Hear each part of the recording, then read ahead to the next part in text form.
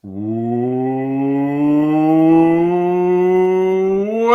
to the WDW Fan Zone Show. I am Stuart Sternberg. Tonight I am joined by John Maloney, Darlene Nagy, and Kurt. And tonight we've got a great show for you because we're going to learn all about John's land and sea trip on the Disney Wish and his stay at Disney World. But before we get into that, I want to say welcome to the New York Yankees, Carlos Rodon, who signed tonight, and I am freaking excited about that. Also, we didn't have our news show this week. We're going to, if there's enough news, we will expand our, from last week and this week, we'll expand our news show this coming week. So I apologize for that. That's my fault. I had plans that I didn't want to get out of because it's not something I went to Hollywood Studios. I had not been to Hollywood Studios at night in a long time. And I wanted to see the Christmas decor at night. So I couldn't pass that up. I had to do that. So I'm sorry. Let's just say I was on a research trip. You had some good pictures there. Yeah, thanks. Oh God, those were just like a few. I think I took about 70 some odd pictures in a span of an hour there. I saw some of the same sites. I love those decorations around Echo Lake. Yeah, I know a lot of people will disagree with me, but I like the holiday decorations more at Hollywood Studios than I do at the Magic Kingdom. And I love the ones at the Magic Kingdom. Wow. You're not the only one to say that. Friends of ours, the Goffs, Jeremy and Sarah, said the same thing yesterday when I seen them at Epcot. They're very smart people. I like the nostalgic look to it there. Yeah. Even without the Christmas decorations, I think Hollywood Studios is probably the nicest nighttime park, and just in terms of aesthetics. They did a wonderful job on that this year with the decorations. So kudos to Disney. But Disney does a great job with decorations every year. And I hate when people are disappointed in the decorations because they do so much and they'll complain about one little thing. And so fast. They change on a dime. It's amazing. Mm-hmm. Yes, absolutely. All right. Anyway, we're going to get into the show in a second, but before we do, I just want to mention our preferred travel planner, and that is Mouse Fan Travel. So, now if you're thinking about and planning a trip for next year, Walt Disney World or Disneyland, maybe a Disney cruise, I think John will be able to talk you into a land and sea trip next year, or even an adventure by Disney. Nobody plans vacations better than Mouse Fan Travel. They've got experts in every single facet of the travel industry you could think of. So no matter where you want to go, when you want to go, how you want to go, they do things your way, the right way with your budget. Nobody is better than Mouse Fan Travel. Like I always say, forget the rest, go with the best, Mouse Fan Travel, and you can find out all the wonderful information and deals they've got going on right now by going to www.mousefantravel.com. That is www.mousefantravel.com. All right, John. This is your time to just let us know anything and everything you'd like to, and we'll ask you questions as we. All right. Yeah, that's what I was hoping. I'll share some of the things that I thought were memorable, and hopefully, I expect that you'll ask questions along the way. Oh yeah. So, just to give a framework, you mentioned it was a land and sea vacation to Florida and beyond, and that's what it was. We did 3 nights in Walt Disney World, then we had 4 nights on one of the inaugural Disney Wish cruises. They're still calling them the inaugural cruises, and then we had two more nights back at Walt Disney World. We stayed. It was a little challenging to get all of the days consecutively in DVC. If you go out and try to book DVC vacations lately, you'll see how sparse the availability is. But we stayed 1 night in Kidani Village, and that was in a studio. Then 2 nights in Old Key West in a 1-bedroom, 4 nights on the ship, and then 2 nights in Boardwalk in a 1-bedroom afterwards. So it's nice to have the washer and dryer when we came back from the cruise get some fresh clothes since we were going to be gone for 9 days. Mm-hmm. So one of the things that I was reminded about through the trip that I want to remind everybody else about is it's going to be worthwhile to request a room. If you don't request a room, what happened to us in Kidani, we were at the very end of the wing, just about, and I'll tell you, we wanted to walk from our room over to the Jumbo House, and if you go out at one end of the Kidani, it's about a 2 or 3 minute walk to get to the entrance to Jumbo House to get to the lobby. I think it took 15 minutes for us to walk to our room from our room to the entrance to Jumbo House. I think it took over 5 minutes to get even to the elevator from where our room was. Wow. So You were in Kidani Village? in Kidani Village, yeah. And when you're taking your luggage, you have the carpeting there on the hallways. And when you've got a big roller bag, you can't just push it alongside of you. The carpet provides too much friction, so you have to drag it behind.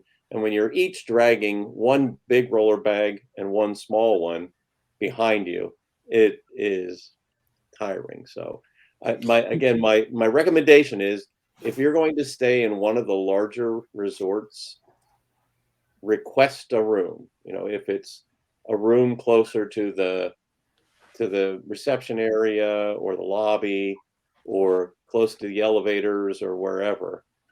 Do you have a favorite room number that you like to stay in? Well, Number one.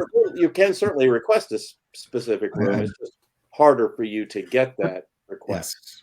The other option, because we didn't have any of this issue. I'm assuming it's because you took the bus, so you're coming from the main lobby. We When you were came from the dragging main your- lobby. We actually used Uber from the airport. Okay, well, okay. So the nice thing that we like about the Kidani is you literally can park almost directly underneath of your room. I And agree. then take the elevator up. I agree. But in your situation, that's just not going to work. You're Yeah. right. Yeah. Yeah, the Uber's not going to drive all the way underneath the catacombs to get you back to your elevator. Well, They'll say, "See ya." well, actually, so that I just wanted to share a couple of things about transportation. We used Uber and Lyft the 2 times we were at Walt Disney World.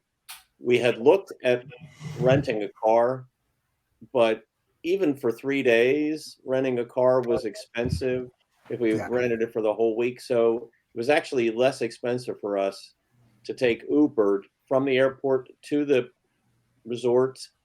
Then we had Disney transfers from the resort to the ship and back, and then Uber back to the airport, as well as a number of Uber transportations between resorts or park and resort. We used it, Uber and Lyft, quite a bit, but even with all of that, it was still much less than if we had rented a car. Now, how bad is the price going from the airport to the resort? Like, I'll give an example. For us, from our airport to go to the airport, it's like $40. To come back from the airport, you're looking at $150 to $160. Oh no, it wasn't. It certainly depends on what time you're going. If there's a surge, and the prices have surge pricing and they jump up, it costs $65 to get an Uber XL. So we had a lot of luggage since we're going to be gone for 9 days. We got an Uber XL for $65 from the airport to the resort. And then going back, it was like $45 again with an Uber XL. So we're already paying more than the smaller vehicles, but still it was reasonable. Yeah, wow. How was your transfer from Disney to the port? From Disney to the port, it went smoothly, but we actually had a delay. So the way that it works, we were at Old Key West, and we got a communication we got an email that told us to be at the the lounge area next to the lobby between 8:45 and 9:15 a.m. And we were there a little early. In fact, we were there maybe about 8:50. And just as we were walking up to the building, which this is part 2 of the requesting a room. So at Old Key West, we were all the way at the back of Old Key West. Of course And, you were. and we had to walk from the back to the front. We could have gotten on a bus, but the bus is going around Old Key West. We would have had to go 4 bus stops until we got to the hospitality house.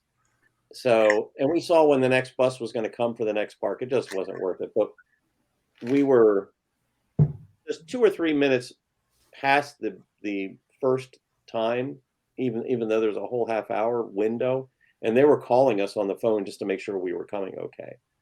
We got there. Wow. We got there, and when it was getting close to the time the bus was supposed to come, the person from Disney Cruise Line that was there said, "We've got a little bit of a delay. The bus that we were supposed to take went to pick somebody else up." And then 15 minutes later, they came back and said, "We've got another half-hour delay because apparently there was slow traffic or slow guests getting off, disembarking from the previous cruise. So they had too many people at the port, and they actually held us up." So we got there in plenty of time. We got our port arrival time was between 11 a.m. and 11:15. We got there by 10:30. So everything went smoothly once we got on the bus. Well, that's not true. I'm sorry. Oh. So there was one. We got on the bus, and the air conditioning wasn't working. Oh, no. It was warm that week too. And the bus driver said, "Well, once we get going, the air should get back." Well, it never did. So it was a little stifling. There were people in the back that had kids, and they came up and were asking, "Well, what's it like up here? It's really hot in the back." Well, it's pretty hot here too. Oh boy. So yeah, we had a little bit of a challenge getting there. Yeah. Now, did you you flew into Florida, into Orlando MCO? Into MCO, into Orlando, yeah. Did you happen to fly on JetBlue, which is the only domestic airline that is going into the new Terminal C? And I asked that because I'd like to hear a little bit about it. If not, that's okay. No, we were flying on Delta. Okay. So it was a different set of gates that we were used to using, but no, it wasn't that area. Yeah, they've changed things up a little bit now that they've segregated the other Terminal C now, which is really nice. It is nice. It's off the beaten path, but it is nice.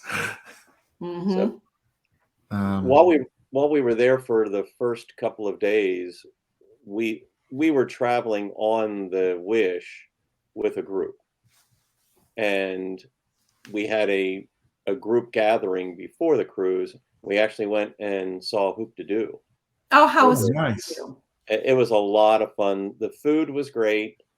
The entertainment was great. And then afterward, we hung out and walked around to see some of the great lengths to decorating that the guests that stay there that they do. And it's amazing, some of the campsites that are decorated there. You can't if you're not staying there, you can't rent the golf carts, but it was easy enough to walk around. And it was kind of funny when we were coming into Hoop-de-Doo. We came in. Well, that was one of the places where we took an Uber because we were coming from Old Key West, and at Fort Wilderness, so you've got to get to Fort Wilderness, and then you've got to get back to Pioneer Hall where the Hoop-de-Doo is. So we took an Uber from Old Key West, and then also we didn't have to walk to the front of the. We didn't have to walk up to the front of Old Key West or jump on a bus and take all of that trip.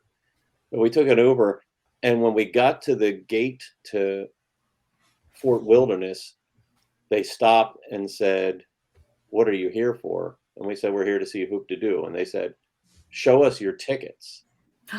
Really? Yeah. So we said, "Well, we're with a group," and they said, "Well, we know there's a group, but they didn't have the information, so we had to show individual tickets. So I had to go onto my phone and find the tickets and show them before they even allowed us to come in. Really? Yeah, so Wow. they were being very stingy Oh yeah. and enforcing the rule that if you weren't staying there, you weren't getting in unless you had a valid reason. So, but Wow. they told the Uber driver, see that brown building over there, go over there and drop them off. The Uber driver went the whole way to the back. They dropped us off. They dropped us off at the closest we could get to Pioneer Hall. So Oh wow. it Nice. saved us an extra bus ride. Yeah. That's good. Yeah. It was Because you fun. would have had to take a bus from that spot, wait for it, right? And then And go you'd have to Mhm. take the internal for Yeah. That's right. And it was nice. We got to see some of the decorations driving back in. And then we had a very short walk from where he was able to drop us off. We walked through some of the campsites and to Pioneer Hall. And then again, at the end, when it was all over, we walked up and down a number of streets. And there was this one campsite on the corner that had to have 50 blow up Christmas Disney decorations that were all bigger than me. Some of them were twice my height. Really? Wow. Amazing. Wow. So yeah, they really go to town there. But Hoopty Doo was great. The food was great, and the Christmas decorations were great as well. So it's worth going to Hoop-de-Doo. I think so. Yeah, Okay. we had, and it was especially fun with a group. So if you're going with your family or friends, the interaction. We had somebody at our table where there's the one part where the actors, the singers are out in the audience, and the one woman that was one of the actors came over and was really playing it up with one of the guys there at our table, just a couple down from me. And then, she kept calling his name the rest of the show, and it was a lot of fun. The interactions really makes it. Yeah, that is a lot of fun when they do interact with everybody. Yeah. Do you mind my asking how much does it set you back now to see the Hoop-de-Doo review? I would have to check and see because I forget exactly what it was. I think it was in the neighborhood of $65 a person. And it's all you can eat, right? Yeah, it's all you can eat. See that, Kurt? And it's okay. That's where we're going. They brought out plenty of food. It's the same kind of food, ribs and chicken and macaroni and cheese, salads, coleslaw, Cornbread. and then they had the strawberry shortcake at the end. And they brought for the table of, I think we had a table of 8 or so. They brought out food and set it down in 3 different locations on the table. So it's family style. It's Mhm. family style, correct. Yeah. Now, how would you rate the food? I know you can't really compare, but how would you rate the food at Hoop-de-Doo compared to the food in any one of the restaurants on the cruise, on the Wish? It's not a fair comparison I because know that's why I asked that. it's not gourmet food. So what I would say is for the evening, it was great. We enjoyed it, and we couldn't have asked for more. But you have different expectations on the cruise. If Yes, you've absolutely. been to Trails End before, Yes. it's Mhm. got a very Yes. similar kind of feel to what you get at Trails End. Yeah, there was no fried chicken on the cruise. It Really? was, seafood and prime rib and Yeah, I know. It's steak and yeah, the level of on a Disney cruise, they take the level and the quality of the food to a new level. Or a higher level. And I'm not saying that makes the stuff that you would get at a resort or in the parks at Disney bad. It's just as excellent as the food is at Trails End or the Hoop-de-Doo Review or anywhere else on Disney property, when you're on a cruise, you really are treated like royalty. And John is going to tell us how they made him feel like a I've queen got and his wife some like good a queen. stories. I've got some good stories to share about our food on the Disney Wish. Mhm. Then, yeah, some really good stuff to share there. A couple of things I did notice while we were at the parks that I was just keeping track of some things that were maybe a little interesting. When we were in the Magic Kingdom, we saw that the wait for, and actually the Magic Kingdom, of the 4 parks that we were in all 4 parks. So we had 2 days before the cruise, 3 nights, but the first day we got there later. So we had 2 full days in the parks before and 2 after. The Magic Kingdom, and we were there on weekends both times. So the first time we were there, the first before the cruise, we were there Saturday and Sunday. And after the cruise, we were there Friday and Saturday. And the other 3 parks, other than the Magic Kingdom, were very, very busy. The Magic Kingdom was the least busy of the 4 parks that we visited. Really? Wow. Yeah, absolutely. Wow. And when we were in the Magic Kingdom, the Haunted Mansion had a 30-minute wait posted, but we could see the queue, and we could see all the way up to the doors. Oh, wow. We had no wait at all. Hmm. And we had a similar situation with Mickey and Minnie's Runaway Railway in Disney's Hollywood Studios. They had a 50-minute wait posted, but again, we saw nobody outside.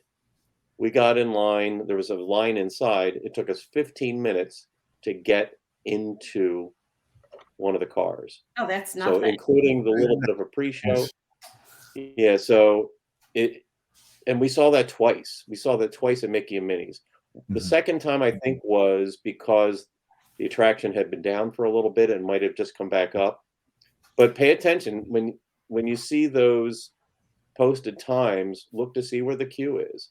And those 2 in particular, Haunted Mansion, Mickey and Minnie, if you don't see people standing outside in the line, it's not going to be a long wait, no matter what it says. So I beg to differ with one attraction, the Jungle Cruise, Which one? which is now the Jingle Cruise this time of year.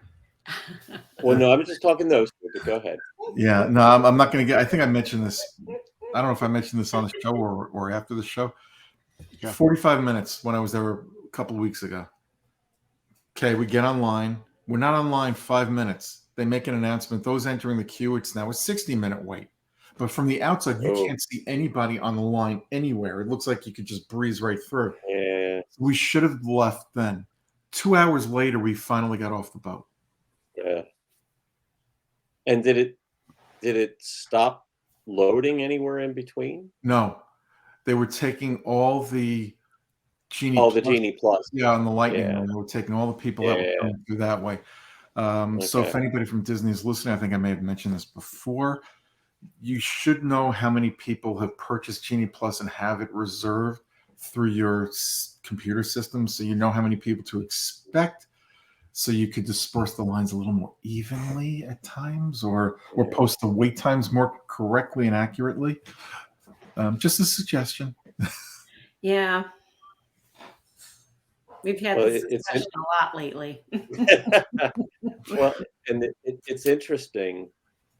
There were 2 times, and it was I think it was the last day. It was the Saturday that just before we came home on the Sunday. We were in Epcot, and I had gotten Genie Plus that day, and I didn't get it every day, but I had gotten that day, and I'll share the prices in a minute. But we had a Lightning Lane or reservation for Frozen Ever After, Mhm. a time reserved through Genie Plus, and we got there. And a lot of times when you go to an attraction, somebody will be standing out with a sign saying the line starts here. Mhm. Well, that's usually the standby line. Correct. They had a sign that was all the way out to the promenade, next to the end of Norway, next to the end of Akershus, where you're almost Wow. out into the walkway, and the sign said, "Lightning Lane starts here." What? Ouch. Wow. No. Oh my. It's not that good. It took us 20 minutes to get onto the attraction, and we were thinking, maybe the attraction was down, but they said the attraction had been up all day. And then later that same day, we had a Genie Plus for Remy, and we got over to the area in front of Remy, and again they had the sign, well out into the courtyard, Lightning Lane starts here. That was about a 15-minute wait. But so that's how many people are buying it then. Well, Yeah. so I think certainly people are buying it, and the weird thing was both attractions had not been down all day long, but it just shows that they're How having popular trouble they are. managing. Later on, both places had no people standing out in a line outside the attraction for Lightning Lane, but those 2 times they were having trouble managing the throughput of the Lightning Lane. When I was there yesterday, walking around, we just went back to look at the area, and the queue for the standby line was all the way out, and there was nothing for the Lightning Lane, but the regular queue was like ridiculous. Well, that was one of the things that we noticed both of those times. I had actually been watching Remy, and the last I had seen, the standby lane was 45 minutes. When we got there, it was up to 120 minutes. And the reason to what you said, Stuart, the reason the standby line was so long is because the Lightning Lane was so long.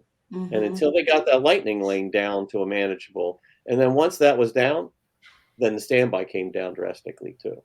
Yeah, I don't want to get into it because we've discussed it on the show, off the show, and we can do that another time. Ways they can kind of make improvements to get it to work better.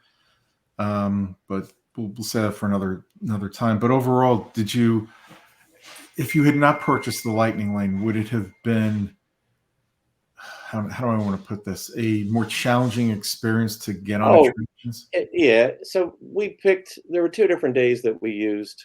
We used Genie Plus in Epcot the one day, and I think we used the other one in Hollywood Studios. And it allowed us to get on attractions, at least 3 attractions each day, that we would have never been able to get on, or that we would not have wanted to wait in line if we hadn't had them. Yeah. So I would prefer not to have to pay for it, but it made it worthwhile. The prices were $20. We didn't have them every day, but I saw they were $20 on Saturday, $17 on Sunday, and then $19 the following Saturday. Those are the 3 days I happened to notice what the price was. The weekends seem to be more expensive now. Yeah, and even Sunday it wasn't $15; it was $17. Yeah, I'm looking at the map right now. It looks like at the Magic Kingdom, you got a 50-minute wait at the Jungle Cruise. 5-minute.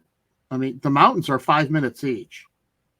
Go figure. Except for Space Mountain's 15, and it just surprises me. It's 45 for Seven Dwarfs. Is today a party day? Yes.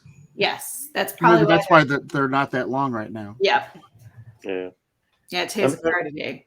I'm trying to think. I don't remember if the day we were in Magic Kingdom, if it was a party day or not. It might have been, but I was surprised. We went to ride Splash Mountain since they've announced that it's going to be closing in January for the refurbishment. And we almost walked to the front. We had a total 10-minute wait, and it was no problem whatsoever. Now, I know for the last week I went to Hollywood Studios and Magic Kingdom. The week before that, I went to Magic Kingdom and Hollywood Studios during the day. I'm confused. But this week it was at night. I went to both. But the week before and the week before that, it was during the day. Magic Kingdom, the park was not crowded, but the attractions had long wait times. Oh. Hollywood Studios, the park wasn't very crowded, and it was just pleasant everywhere you went. Wait times were adequate. So it depends on the day, and sometimes it's just luck. Yeah. Being in the right place at the right time. Why would they not be showing Guardians of the Galaxy on Epcot right now, but all the other attractions they are? For attraction wait times. Maybe it's down. Is it down? Could be. Because it's not even listing it. Could be a glitch too. Usually they should show you and just say it's not available. Right. Yeah. Isn't Epcot closed? Closes at 9:30, right? Yes, it does. Oh no, isn't it 9? It closed. I don't even know. Epcot was closing at 9:30 when we were there. Yeah, 9 to 9:30. But it's 9:30. Still shows a 40-minute wait for Remy. Huh. They might be taking all the people that were online prior to. That could be. They do that, yeah. Something I'm going to talk a little bit about this, and that is I'm looking at Guardians now. The holiday desserts that they have in Walt Disney World, and boy, I availed myself of quite a few of them. But we had it was a Christmas wreath donut. So it was a chocolate donut with a green Christmas wreath and icing on the top. Oh, it was so good. That looked good. We got a hold of a couple of those, and we went to the side street on Main Street, on the side of the Main Street that's the same side as the bakery that has the center street there. We went back, and those few tables they have there with chairs, there was nobody there. We sat down. We had our donuts. It was in the shade, and it was quiet and peaceful. There was nobody else back there. So Nice. that gives you an idea that Yeah. Magic Kingdom was manageable that day. But the donut was great, and the relaxing was great. And Where'd you get the donut from? Pardon me? Oh, so the thing that was a little challenging here. So I was looking at a write-up of where everything was, and it said that they were at the carts on Main Street. So I'm walking up and down Main Street, and Kelly went into the candy store, and I couldn't find any carts until I got all the way up to City Hall, and they had a big popcorn kiosk there. Mm-hmm. So I went over there, and they said it's actually at the more permanent kiosks that are on either side of Cinderella Castle. So as you get to either side of the castle, that's where they were. But so I ran back and got them and brought them back. But yeah, they were phenomenal. And the Magic Kingdom, I do have in my notes, it did close early that day. Mm-hmm. So there seems to be a correlation there, Stuart, about when to go into Magic Kingdom. That could very well be. Kurt, to answer your question before, friends of ours were down there last week. Kurt, virtual queue, that's the reason you're not seeing any wait times for your Guardians. Gotcha. Okay. Friends of mine were down there last week as well at the parks, and they said of all the parks, the Magic Kingdom was definitely, not that everything was a walk-on, but there was a couple. One of the nights it was their son's birthday, and the park was open till like 1, and they said by 9 o'clock it was like walk-on everywhere. Wow. So they were loving every minute of that one, and then they slept in the next morning. Yeah, it was definitely pleasant, and it was just markedly different, the crowds that were there versus the other 3 parks. All of the other 3 parks extremely busy. Hollywood Studios, Epcot, and Animal Kingdom, they were all busy. Yeah, well, I can't wait to get back to the parks. I got 2 weeks off. Oh. Because I'm blocked out, and I wouldn't go these next 2 weeks anyway. Well, yeah. So, but I can't get back in. I'm going Sunday to Magic, and I'm going the following week, the 29th, to see a friend of mine's daughter in the parade. So that'd be nice. But what is she doing in the parade? Band. The high school band is coming down. Nice. Which is really cool. Yeah. I've never seen one of those. Which parade is that? Pardon? Which parade is that? I want to say I think they do that during the 3:00 parade. At the Magic Kingdom. Mm-hmm. Okay. Yep. Did anybody notice on their app that there was bonus days available? Yes, Thursday and Friday. Well, for you Um, guys. They For also me, it was opened, the whole week. we also opened up the last, and this was a mistake. They also opened up, it looked like the last 2 weeks of December for those who should have been blocked out, but then they quickly corrected that. They quickly corrected that. Yeah, I'm assuming. Yeah, because our friend Dave Brookover, he checked and he only had he didn't have all those days, but I had all those days, so I'm on bonus days. But you have the Incredipass. Pass. You're not blocked out at all. I was They not don't count. but I didn't have to use the day to get it for Sunday. Oh, very good. So yeah, Ask me if I care. I'm just happy that I got a day. Let me tell you, it would have been nice if they would have gifted you guys some days. Yeah, I'm okay with it. Nice. I wouldn't Not that you would go. have went anyhow, but like I could have taken Keith, to go with me or something, but it's okay. Well, next time buy him the Incredipass. I won't be buying the Incredipass next time either. But okay, so now can we get on the ship now? Well, let's get to the ship. Yeah. One other thing I did want to share. Where was it here? Oh, in the parks, we were interested in doing the candlelight processional, and I had tried. I forget, what is it? 60 days ahead of time to get one of the reservations for the dining package, and there was just nothing available. So we were trying to do day of at Regal Eagle. So if they have some seats left, you can go to Regal Eagle when they open, which was 11:45, and you can buy lunch there and then also buy the package. There was a long line of people waiting out front. I got there about 45 minutes before they opened, waiting in line. And I think I counted, there were like 22 people ahead of me in line. Oh, wow. And the line kept getting longer. When they finally opened, one of the cast members came out and said, I have 17 tickets left and that's it. So they came back to right ahead of us and said, there won't be anything for you. So we stood there waiting in line for 45 minutes, an hour or more. And I would say 45 minutes up to an hour, people were standing there that they didn't have a chance. And it sure would have been nice if the cast members would have come out ahead of time and told us how many tickets they had available. Wow. I know someone had told me they were there to see Josh Gad earlier this week when he was there. And the wait time, I think it was for the first show, stretched past the Germany pavilion. I heard that too. Oh my gosh. Yeah. And so he was the one that was the guest narrator that day that we were trying. And I went over to the member experience tent after they said there's no more tickets. And I said, I wasn't asking for anything. I said, but I just want to provide some feedback. It was really disappointing to stand there for all that time just to have somebody say, oh, there's nothing left, instead of letting us know ahead of time. And they said, well, a lot of times, they've got plenty of tickets left over. And then I said, well, I'm guessing it's partly because of Josh Gad. And they said, oh yeah, Josh Gad, are you kidding? Olaf, that people really flock to hear him, apparently. Mm-hmm.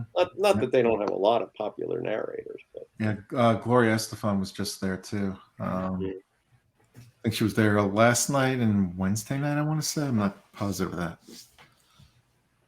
Yeah, so I did see those long lines. And if you wait in those lines, you're most likely not going to get in anyway. If you're waiting standby, you're most likely not going to get in anyway. So. Nope. Yeah.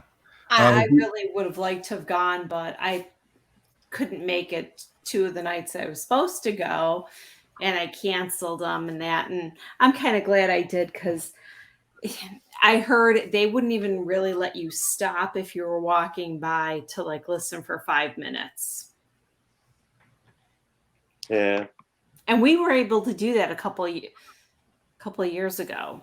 I'm trying to remember what year it was, when we were at the park and we got to stand back there for a while. They wouldn't allow that this time. Well, I'm glad they don't let people stand there. Just makes everything very congested and people can't get through. So I'm glad, especially when you're there, I'm glad they make you keep going. I wasn't there. It was other people that were there for vacation. Well, if you were there, you would have been the first one they would have escorted out of the park. Probably. Have to make sure I bring my tripod next time. Oh. Is that a dig at Kurt? No. Maybe they'd let me stand there then. Mine's only a small one, though. Maybe they'll think I'm with the news or something. Yeah, don't count on it.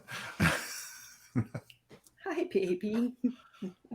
Yeah, I'm Darlene. I'm with the news. Which news? The Daily News? No, the WDW Fan Zone. Then they'll definitely escort you out. Yeah, absolutely. Oh, boy. So for anybody who's watching this, if you work for Disney and their marketing public relations, take a look at Darlene. If you see her in the parks, please have her kicked out ASAP. Oh. And no dogs allowed in the park. Actually, that's not true. They're Service dogs only. I see so many service dogs in that park. Now, I love dogs. I have a dog. I would never bring my dog to the dog park, even if it was a service dog. I just think it's cruel to allow a dog, and I don't care if they have little bootsies on, when it's August and it's 90,000 degrees out, humidity levels are astronomical. How do you put your dog through that? Depends on what it is that the dog is a service dog for, specifically. If it's a needed service dog, yes. If it's just a dog for support because... Yes, those are the ones I'm talking about. Something like that, no. But if it's something there that's like those dogs that can tell exactly when you're about to have a seizure, they're with you side by right. They're by your side. Or for the blind. That's understandable, and I get that. But you're right. The ones that are there for just support, they don't belong there. It's cruelty. It's animal cruelty. Okay, so what's next on your list, John? Well, you were talking about getting to the cruise, right? Yes. And so I already talked about how we got there and no air conditioning and how that all worked out. But it was certainly pretty exciting to get to see the Disney Wish for the first time. And I didn't realize this. Do you know what the difference is for the number of staterooms on the Disney Wish versus the Dream class ships? Anybody care to take a guess? 11. About 100 more? 4. That's it? That's it? That's it? Just 4? It's 1,250 rooms on the Dream class ships and 1,254 on the Wonder. No way. I did a scavenger hunt on the ship. Went around to see a lot of different. There was 100 questions on the scavenger hunt. Now this was. I'm going to give Lou Mangello a plug here. This was a Lou Mangello WDW radio cruise, which makes it even better than a normal cruise. It was a WDW radio group cruise. We had around 275 people in our group, so we had a good group of people. That always makes a cruise that much better when you have a lot of people as a group. You do group events, you have friends, have a lot of. You still meet a lot of people and get to see people at dinner and other places around the ship or on Castaway Cay. But yeah, doing things as a group really enhances things. But yeah, only four more staterooms. I didn't realize that the number of guests wasn't that much different. Yeah, I thought it was much more than that. So if there's only 4 more guest rooms, what are they enhancing with the bigger ship? It's, as we heard before when we had Shelley and Dave on to talk about their Disney Wish cruise, the layouts are so different. And some of the things that are different are the lounges. So there are more lounges, but they're smaller. They have one big lounge or one big kind of a group area. It's called Luna. So they've got it's it's shaped like the what's the Shakespearean theater in London, the old one, the Globe Theater. So it's kind of cylindrical and tall. It's got a lot Mhm. of seats around the sides, and it's got a big stage that holds a lot of people. And they did bingo in there and some other trivia contests and things like that in there. But when you get to the lounges, they have more of them, but they are all pretty small. Like we heard about the Hyperspace Lounge, it's not Right. very big. The Hyperspace Lounge on this cruise, you didn't have to make a reservation. And we actually walked in a couple of times and it was not very crowded. Yeah. Oh wow. Surprising. Yeah. Yeah. Okay. We didn't get a chance to see it at night when it was darker. We saw it with all the lights on. They didn't have the ship the space view out behind the bar. That wasn't on at the time, so there was really nothing going on. But it would have been a nice place quiet place to go in, sit down, and do some work or do some reading or whatever. But yeah, the lounges they're definitely smaller. Now, do you think it's just to give a little more variety to the ship in terms of I choice? That's what I think, and they spread them around. They don't have them in one district like we've Mhm. heard before. They're spread Mhm. around the ship a bit, and I think that's it helps to distribute the people on the ship around, which is good. It Yeah. gives more room for other things. The atrium is amazing. Or, I'm sorry, not the atrium. It's called the Grand Hall, but the place where you come on, it's just so beautiful. And they had this big Christmas tree there, and they've got a balcony up above where they would have some of the princesses and their escorts come out. Like they had Tiana and Naveen, and I think they had uh, Rapunzel and Flynn Rider that I noticed up there. So Mhm. it was. I love the Grand Hall, and they don't have things. So they don't have the elevators in the Grand Hall. So in the other ships, in the atrium, you've got an elevator bank right Mhm. there, Right.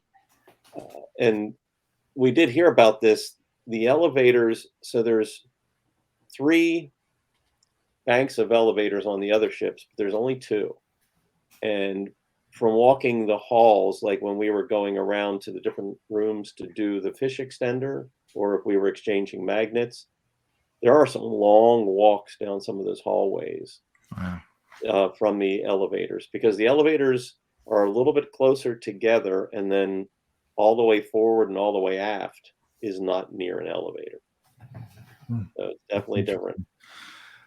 Now, do you think this was something that Disney probably would have taken a long, hard look at before they would just put two banks of elevators? And I'm assuming they did that to get more rooms in, but you said there were only 4 more rooms on this entire ship. So that kind of takes that theory away. Yeah, and I didn't look at the way the staterooms are laid out. As you've heard, there are not many there are not many staterooms that are internal staterooms without a view. The large majority of the staterooms have either a veranda or a porthole view. There are very few internal staterooms. Oh. So that sounds like that's the change right there. I think that's part of it. They also have well, there's other things that are the unique things. The tower suite. There's a very large laundry on the cruise ship as well. I I often am going to do some ironing for if I'm going to go to Palo, and I need to iron my slacks or iron a shirt. So and I did use the iron one time, but we went and viewed the laundry. I think I counted 10 ironing boards in the Wow. laundry. That's a lot. And I didn't count all the washers and dryers, but there are plenty. And, Wow. and it never, I was there a couple of times, once just to kind of scope it out, once to do some ironing, and it wasn't full. Some of the times on the other ships, if there are a number of people that happen to be all there like the last day, it can get pretty full there. Right. But, So it's funny. that's So another will they space. change their mind for putting in that many like they did? You know? Well, and it's such a nice space. It encourages people that may say, "Oh, I'm just going to hold off and wait till we're done." It just makes it so you don't have to think about it. You know what? I'm going to go in, throw a couple of things, and the app will tell you when everything's ready. It's very convenient. So, Now, how much was a load? yeah, I didn't do laundry, so I didn't see how much Okay. it was. Yeah. Yeah, I was I had wondering, done- did they offer like different types of soaps or anything? Were you supposed to know to bring your own? well, I know you can purchase it there from being on other ships, but I didn't look at the cost this time. But my recollection is it was reasonable. It wasn't like you're paying $15 a load or something like that. Okay. Yeah, I think it's. I don't want to state it and be wrong, so I'll hold off on that. Now, was there anything on the ship that you thought they could have done better that from the other Yes. ships? Okay. Yes. I know what Yes. it's going to be, but go Yeah, ahead. a few things. Well, actually, we already talked about one of them, the elevators. Mhm. And it was a running joke with everybody on the cruise. And well, actually, I have to tell you another part of that, but the elevator buttons do not work very well. So you could go up and touch the button, the light comes on, and then the light goes out. And it's almost as if it didn't, well, it didn't Didn't register. fully register. But then if you turned around and bumped into it with your behind, they all lit up like Elf, on the Empire State Building elevator. Oh my gosh. So the elevators, they really had their challenges with operating them. And the funny thing is, we saw Aladdin on the ship. That was the last show in the Walt Disney Theater on the last night. And Oh, nice. you know how the genie does a lot of jokes in the show. Right. He does a lot of current things. Well, he was knocking on the elevators in the Aladdin show. So Disney knows, or at least the actor playing Aladdin, or playing the genie, knows. And the other funny thing is, the genie even made a knock on Genie Plus in the show. Really? Yeah, so Oh it my was gosh. funny. Yeah, so the elevators is something that I think needs to be improved. The Cove Cafe area, I was not impressed with. I love Cove Cafe on the Magic and the Wonder. It's been a while since I've been on the Dream, and I haven't been yet on the Fantasy, but my recollection was that I like the Cove Cafe. There's two things I don't like about the Cove Cafe on the Disney Wish. One, it's very difficult to get to. It's all the way in the back of the ship, and it's way up on the decks. So to get there, it's just not easy to get to it, and Hmm. it doesn't have a lot of space, and it doesn't have the treats like the other ships. They've got a glass case there Mhm. where they've got treats, and they don't cost Right. anything extra. You just ask for one, and they'll pull them out and give them to you. Not there. So Cove Cafe was something that disappointed me as well. Wow. I thought I heard that there was some coffee place that you could purchase. There were a couple of coffee places, I think. Well, there are a few and I don't drink coffee. I just like the Okay. Cove Cafe because it was quiet, and Mhm. they had I like the treats there. Cove Cafe here, it was not quiet. It was a little too small. It was hard to get to. They didn't have the treats. Now I love the cupcakes and the gelato at the Inside Out themed sweet shop there. I think it's Joy's Sweets shop. And how much were those? $3.50 for a cupcake, but they're fantastic cupcakes. And the Okay. icing's about 3 to 4 inches high on the top of it. Right? That's it. That's it. I want my sugar cone. That Yeah, was they were really would be a good. sugar We cone. had some gelato that was really good there too. Very nicely themed. But it kind of like it's similar to Vanellope von Schweetz on the Dream. But I did like that. There are a lot of things that I did like about the Wish. Those are a couple of things that I would like to see changed. One other thing, kind of maybe it's a nit, but the seats we were in, there are three different theaters on the ship. So there's the big Walt Disney Theater, the main theater, and they have some nice balcony seats there too. So they have a big upper balcony, and then they have some side balcony seats. And then they've got the Wonderland Cinema and the Neverland Cinema on either side of the ship. We went and saw Black Panther in one of those, and the leg room was pretty short, so we were banging our knees into the seats in front of us. Oh, wow. So I'd like to see that improved a little bit too. Interesting.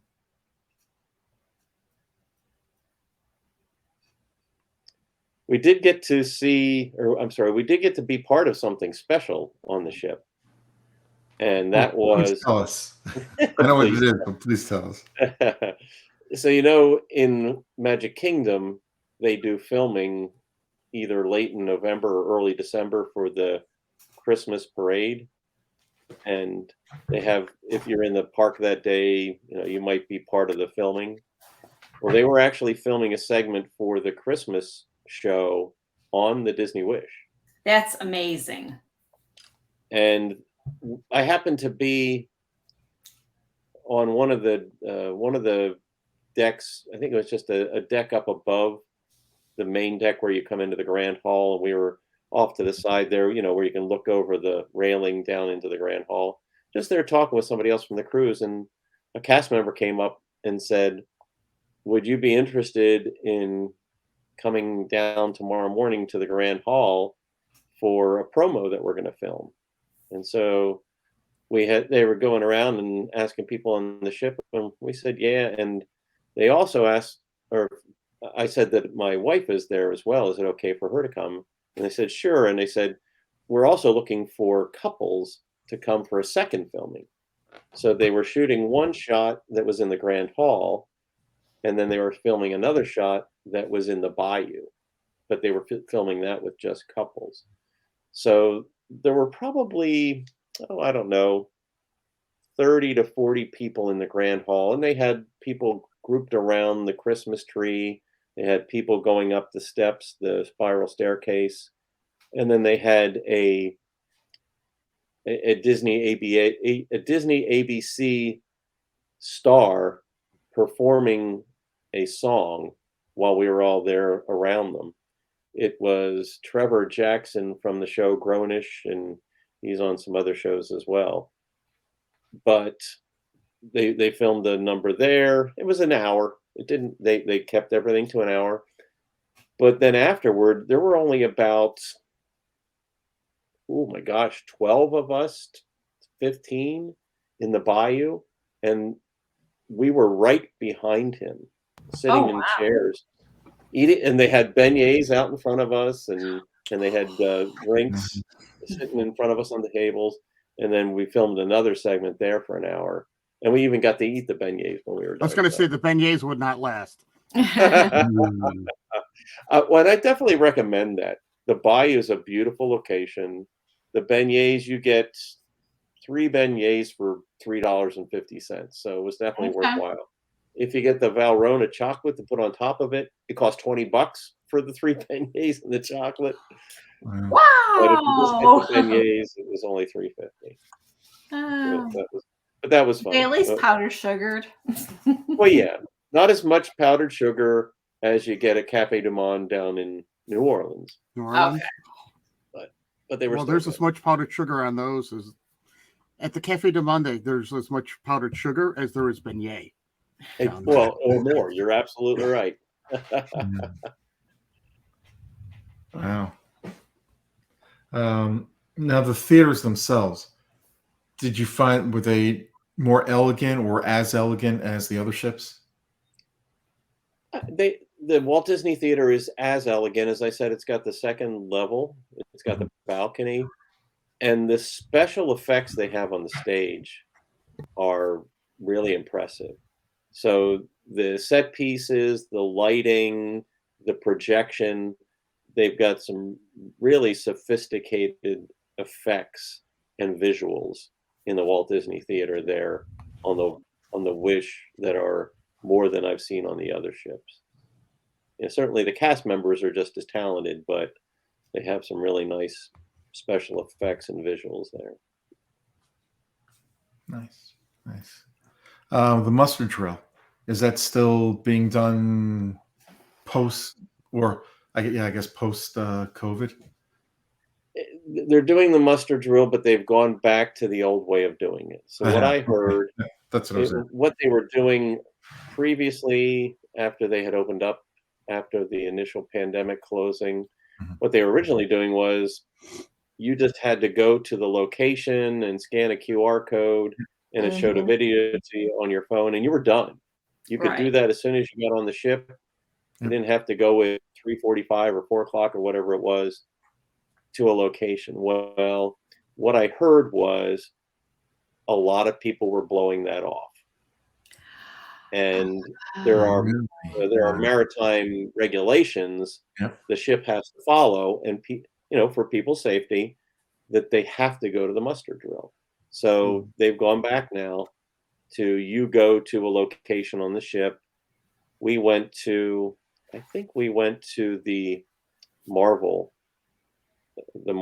dining area for ours. Okay. So you're going back to either one of the group areas or a dining room or somewhere, and they have the cast members come out, they put the life vests on, and they do the announcements on what you have to do in the case of an emergency.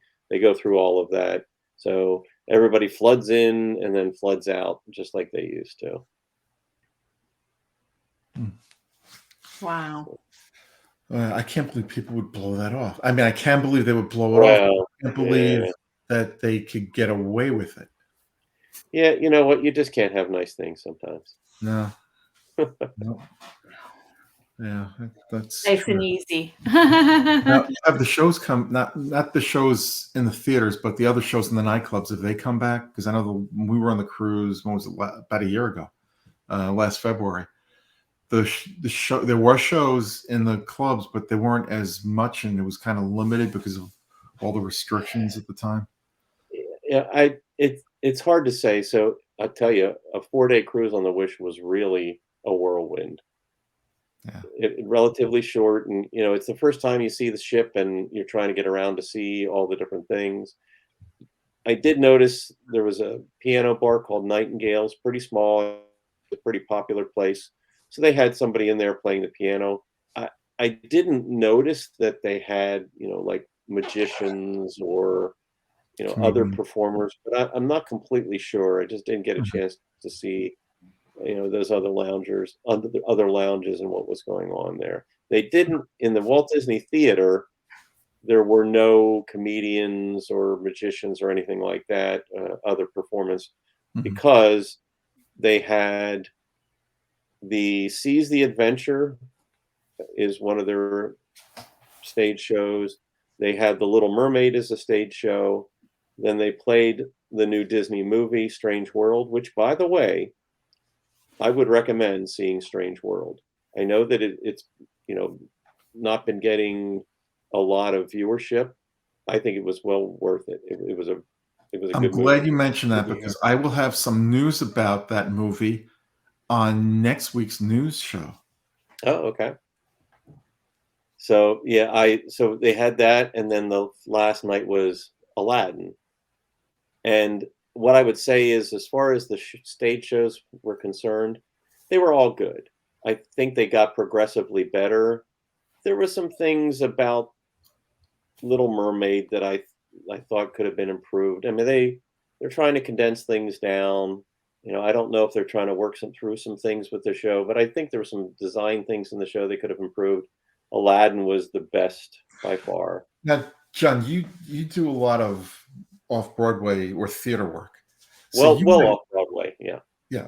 So you would probably notice things that somebody like myself, Kurt and Darlene, might not. Would that be fair to say? So the things you notice that you say, like the design issues. Well, and when I like say myself would design, notice I'm that? talking more about the story and the flow of the thing. So it's not that, it was technical things. It was, how does the story come across? Okay.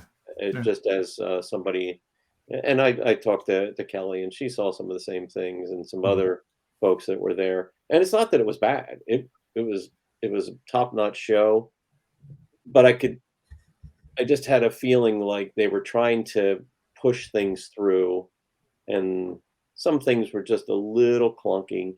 Uh, Yeah, but well, overall, sometimes they say, okay, the show has to be 1 hour, but you really have an hour and a half of material, so you have to figure out where to cut, how to cut, and put it all together.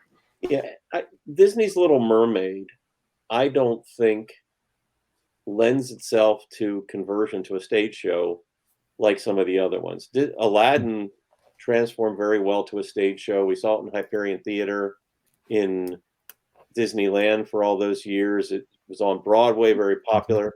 Little Mermaid was on Broadway, but didn't last very long. No. So there's some parts of that animated classic that just don't translate as well to the stage, I think. But Little Mermaid, I agree with you. But Little Mermaid is such a popular character. Oh, absolutely. Yeah, there's So- no surprise, and Yeah. they do a nice job with it. I think they just have the challenges to make it flow as seamlessly as they would like it to on it. Yeah, I can understand that. Now, well, we did a cruise 11 years ago now. The water wasn't very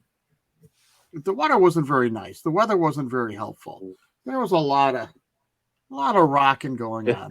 And we noticed that in the stage shows where when they're doing the toss, I mean, they had to be careful how hard they were tossing, or they were going to toss over the top of the head of the person they were tossing to. Did you notice how was the weather for your cruise? Well, we had fabulous weather. In the 9 days we were either in Florida or on the Wish. There was no rain. It was 80 degrees for a high and low 60s for a low every day. So we had fantastic weather. We didn't really notice. Sometimes on a cruise, how you're kind of walking from side to that's what I side mean. in the How were the hallway. waves? I did not notice that one time. There were some times you could feel the movement of the ship a little more, but we never had those times where you feel like you pick your foot up off the floor, and when you go to put it back down, the floor's moved underneath you. That's very nice. So that means that they put some really good thrusters on that ship. Well, for that either purpose. that or just the seas weren't that wild like they were the last time I cruised. Somewhere between those two factors, it was a nice, smooth sailing. Yes. So it didn't take too long to get your sea legs back once you were back on land again? I didn't feel like it took any time at all. I don't think the workovers had an issue either. I know Shelley said she did very well on this cruise. Yeah. I was afraid to, and we saw Shelley and Dave last weekend. I was afraid to ask if Shelley had any more issues. I was just hoping if she didn't, she wouldn't say anything. If everything was fine, I should say she wouldn't say anything. She was constantly being asked whether she was hydrating well. Yeah. That's good. She said she did sit on the beach a little bit too. We did go to Palo. So we had a very good experience. I mean, Palo is always a good experience. We had a group of 9 people that we were trying to get together. First it was 7, then it was 9. One of us had a reservation for 6 people before we got on the ship. So when we got on the ship, I was fortunate we got on pretty early, and we went to the Club Luna that I mentioned that's like the Globe Theater. And that's where they were going to have Palo and Enchante representatives come to give people the opportunity to do some onboard booking. We tried to get Palo brunch ahead of time, even 120 days out, and we couldn't get it. Yeah. Wow. I mean, it's so certainly the Disney Wish is a big ship. There are a lot of concierge rooms. There's a big bump in the number of concierge rooms, and they have access before anybody to onboard activities. I did So not know that. we couldn't get brunch, but I was in Luna as soon as we got on the ship, and we had to wait for about 45 minutes until we had to wait until 1 o'clock. So we got on a little after 12, and then 1 o'clock is when they came to do the additional onboard dining reservations. But fortunately, I was second in line. So I was second in line. The first person ahead of me was doing a Palo dinner booking for 2 people, finished very quickly. And I talked to the Palo representative and said, we have 9 people. We'd really like to be together. If you have to break us into 2 groups and, we sit close to each other, we'll take that. And, she was a little hesitant at first. She said, boy, 9 people, that's, tough to fit in somewhere. She found a place for us for brunch the last day, which was the day at sea. And we said, that's great. It was reasonable time. We showed up the last day, and they even bumped it up. So it was originally 10:30, and they sent a message to us during the cruise and said, we're bumping it up to 9:45 a.m. So even better. So we wake up, we're hungry, ready to go. They gave us the back room in Palo Wow. for just us. So we had one server that was focusing on us, and they still do not have the buffet, but you can you can order anything you want, and as much of it you want. So we all were ordering breakfast things and lunch things, and we ordered 3 pizzas for the whole table. Wow. The pizza on Palo is fabulous. Wow. I don't think Stuart's going to agree with you, though. Why would I? Hold on. Pizza at Disney is not good except for Via Napoli, and it's because of the water in Florida. It's not because of the pizza. It just doesn't come out well anywhere in Florida. You can't really get good pizza anywhere. Via Napoli you can, because they use water that comes from Pennsylvania, and on board the ship, I'm sure the water comes from someplace else. Bermuda. Yeah, Bermuda. So it rivals Via Napoli. It is. Oh, good. It is really good. Good. And everybody commented on it. So, but Palo was a super special event. We were there for 2 hours and 45 minutes. Wow, that's great. Wow. Wow. Yeah. Yeah. So I would spend 5 hours there. Yeah, that's great. Now they have another restaurant too. Enchanté. Yeah. So instead of Remy, like they have on the Dream and the Fantasy, they have Enchanté. That's certainly a pricier restaurant. I did not get a chance to go in there. They have a fantastic lounge, which is the entrance to Enchanté and Palo. It's called the Rose, and they have a whole wall of almost floor to ceiling window panes that you can look out the back of the ship, and they have chairs that are along the windows where you can look out, relaxing, comfortable. I wish I would have seen that earlier. I would have gone up there earlier, to read or take a little drink and just relax. That's a very nice hidden gem on the ship. Nice. Wow, nice. It's not hidden anymore. Well, do they have a version of the? Go ahead. Go ahead. Do they have a version of the aqueduct? And is it the same? Is it different? Or the Aqua Mouse. So a lot of people have seen that the Aqua Mouse.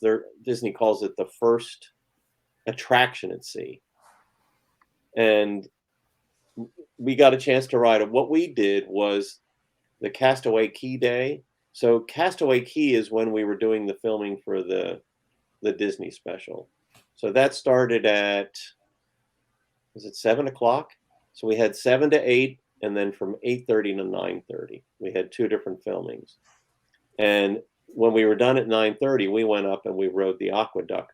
The line can be very long, but Castaway Key, most people get off the ship. Mhm. And so we went up there. We only had a couple of minute wait, and it was a lot of fun. We had 2 people in a raft, and they take you up a big incline, like Oh. kind of like a roller coaster.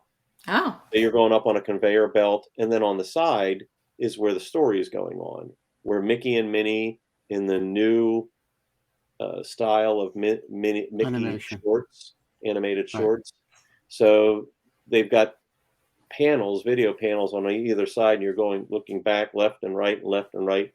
And as you're going up, part of in coordination with what's going on the screens, it's also spraying water at you too. The Wow. little spritzes of water, and you go up this big long lift hill, and the story's unfolding. They have 2 different stories. They also have one I understood for the holidays, but we didn't see that one. We saw one of the other 2 original ones, and you go up to the top, and then from there you go through a water tunnel the whole way around the ship, and Oh then wow. down at the end. So it was a lot of fun. You definitely get wet. So when you're sloshing around after you get off the lift hill, you're moving around, a lot of turns, and there's a lot of water running through there, and you're going to definitely get wet till you get through there. But it was definitely Wow. fun. It was a That, step that- up from the aqueduct. that sounds like a lot of fun. And because they're video screens, they could change that out to anything they wanted Oh, anytime. yeah, You sure can, definitely. yeah. I know the one I wasn't very fond of because the whole bottom dropped out. Was that on the? Oh, that's the aqua dunk on the Yep. Magic. Yeah. Oh my gosh. Yeah, that I won't be ever doing that one again.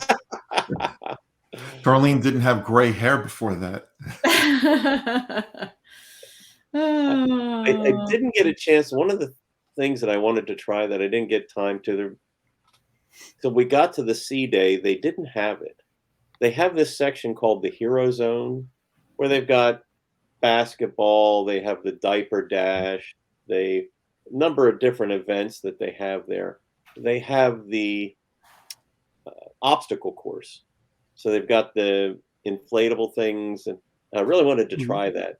But the last day, the day at sea, they did not have it scheduled. They had other things scheduled there, so I got a chance to try it, and until I realized what was going on with the schedule, it wasn't there. But that was one of the things next time I get on there, I want to give that a try. Do you know if they had on the menu somewhere Becky's chocolate souffle?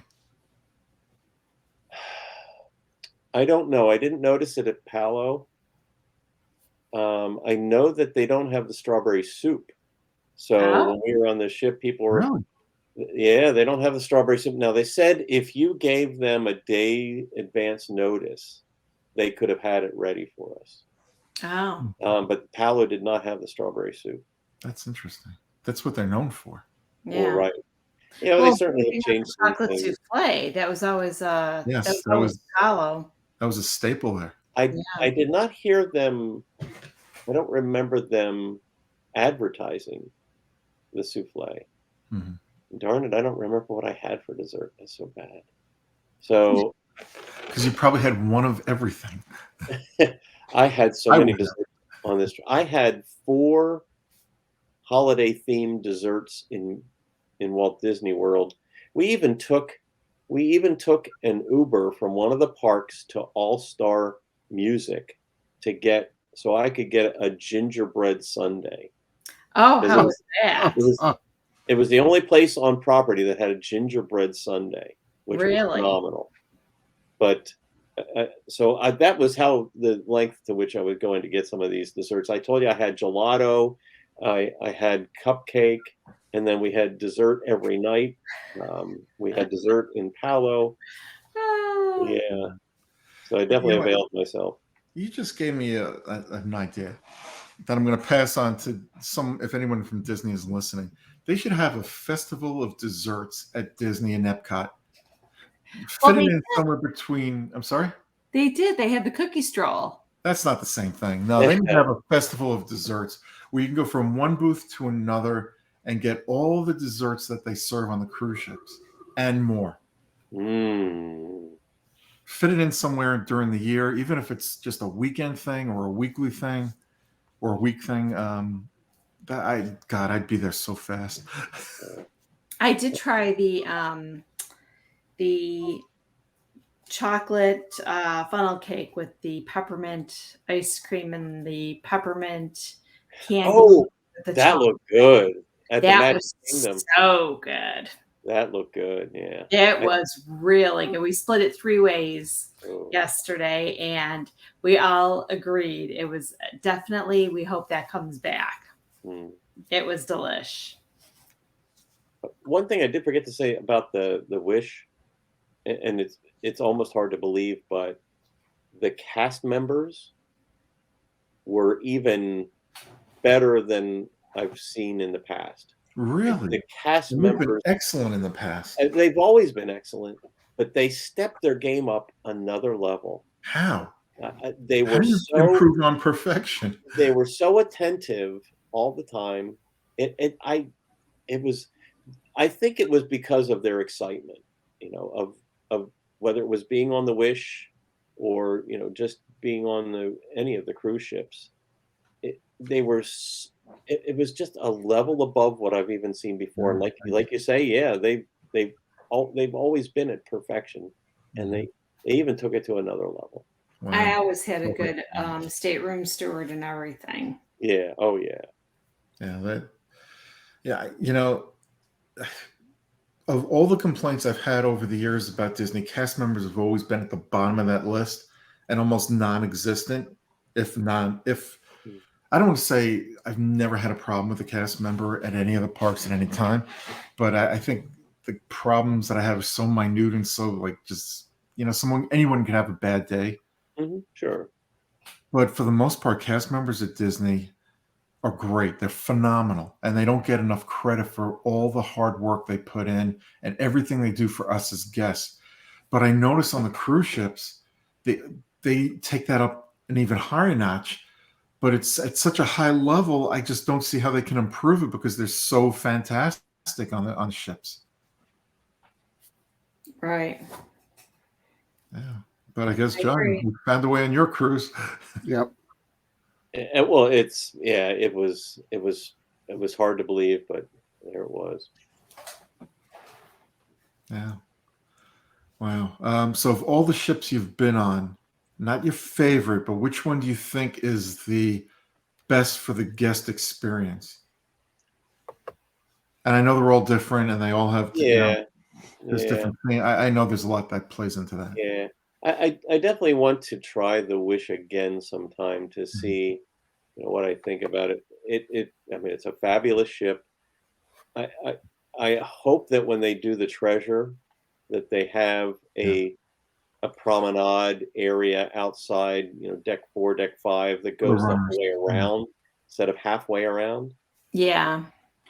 That was one of the things, that I heard about that ahead of time. It was disappointing, especially as a runner. But if you like space and the bigger ships, I think you're looking at the dream of the fantasy, and there's some people that just like that. I do have a soft spot in my heart for the classic ships. Yep. They're a little more intimate. It doesn't take as much effort to get somewhere because it's not as far from stem to stern or going up and down the different deck levels. You can get to places much more quickly. I have a soft spot in my heart for the classic ships, the Magic and Wonder. Yeah, me too. I like the Magic and Wonder because I can maneuver them. Yeah. Yep. Very Exactly. well. Yeah, I agree. I like the smaller ships. I like the Magic, and the Magic. There's something special about the Magic, as there is the Wonder. But if I had to pick one of the two, I would pick the Magic because I've been on it more times than I've been on the Wonder. Yeah, the food on the Wish that they have up on deck is really good. You've heard about Marceline Market, which replaced Cabanas. It's the theming in there is fantastic. 1923, fabulous. Arendelle. I didn't get a chance to say this, but when they seated us in Arendelle, my seat was right at the foot of the stage. Wow. So really? all of the action going on in the middle, and they had a great show there in Arendelle. They had it was kind of orchestrated by Oaken. And so Oaken's actually the one that sings Let It Go. He leads Let It Go. Wow. But he's there, Anna, Elsa, Kristoff, and Olaf. And then there's also 3 Arendelle singers that do some of the numbers in between. But that was all right in front of every single one of them. Elsa stopped and talked to me. Anna, Kristoff, Olaf, and they all had to come right past me to get to the stage, and they all right face to face were talking to me. So that was a lot of fun. It was a great show, a great space, very colorful, great show. The Marvel show was fun too, and 1923 is just a fabulous space. Did you dress up for 1923? I wore a t-shirt. It was the first night. Everybody else is all dressed up. I wasn't paying attention, and I just wore what I had on all day. Yeah, I know. Shelly said she dressed up. Oh, I think everybody else at the table besides me dressed up. That's funny. Oh gosh. Yeah. All right. Anything else you want to add, or anybody have any other questions for John? Just was there interactive art like the other shows? Or there was like art of animation? No, there's the actual art on the wall. Animator's in palette. one of the stairwells, there was a 3-dimensional picture that had, and when I say 3-dimensional, it had 2-dimensional layers that were several deep, and it had a cruise ship would go by in the background, or Mickey would go up this pathway on a cart, or other moving objects, and you'd have to sit there and wait sometimes and wait for them to move. But in the different layers from the front to the back that gave different depth to it, there were interactive pieces to that one big they had it wasn't interactive, but they had this great painting down on the backside of the Grand Hall that was a cross section of the Disney Wish. So it was as if they cut through and you could see into all the spaces, and they had all of the different rooms on the different decks all painted in with characters and things going on. I mean, you could look at all the different pieces in there. You could probably spend an hour and a half looking through all of that. So that was really nice as well. So, and there in 1923, there's tons of artwork, conceptual pictures, thousands of pieces of artwork in 1923 spread out all over the place to look at. So there was so much to get your attention and so many things to see. And well, on the Disney Dream, there's the interactive art where we were solving a mystery. We were looking for, I think it was 101 lost puppies or something like that. Oh, okay. I don't know if they do anything like that anymore, or if they you mean like on the wayside detective agency kind of thing, or yeah, it was the detective. I'm not sure. I didn't run into it. Again, we only had 4 days, and I was just even seeing it for the first time, so I'm not quite sure. They did have, and you had to register for it in the app the day of embarkation, and they had a walking tour where they took you on 3 different decks to see a lot of things, and they went through Arendelle and 1923 and other places, the Grand Hall, and showed you a lot of things, explained a lot of things. So it was very helpful to hear that. Very interesting too. Mm-hmm. A free tour, but you had to sign up. And you had to do it early enough because they only had a limited number of spots. Right. Yeah, there's definitely a lot that I did not get a chance to. I didn't get to a single trivia contest. I didn't get to karaoke. Wow. I didn't, I just didn't have time between what our group was doing and getting to see things, going to Castaway Cay, doing the filming, having food, gorging myself. That's always the important thing, the food. And Did you play bingo?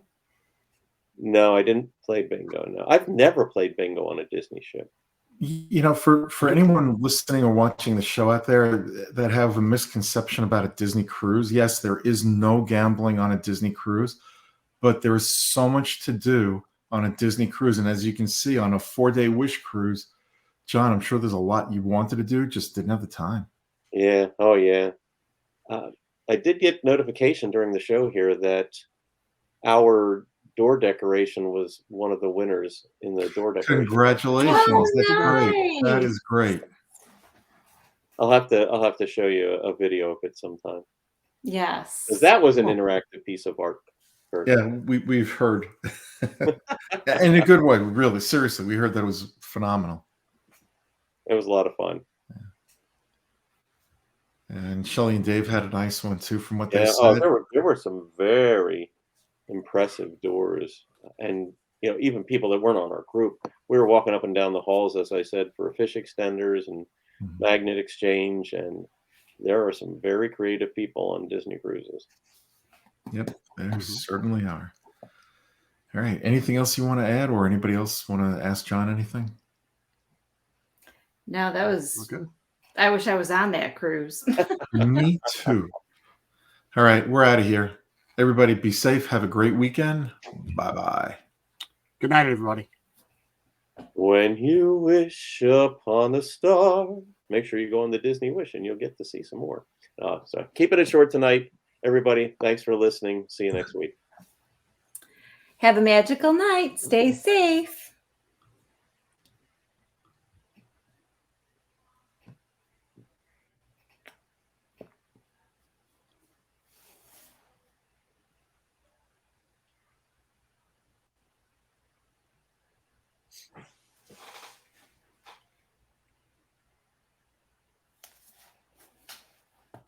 One of these days it'll end.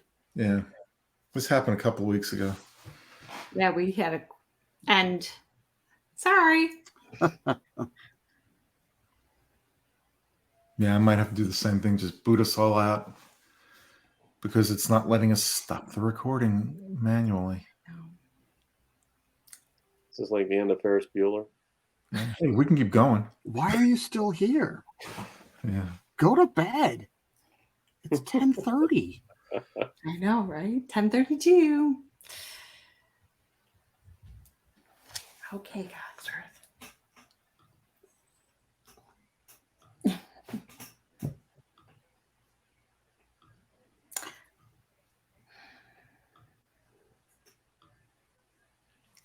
I'm going to have to boot us all out of here. Good For those who are night. watching this is not how we always end the show. All right. The good night, show's everybody. over. Yeah. Go away.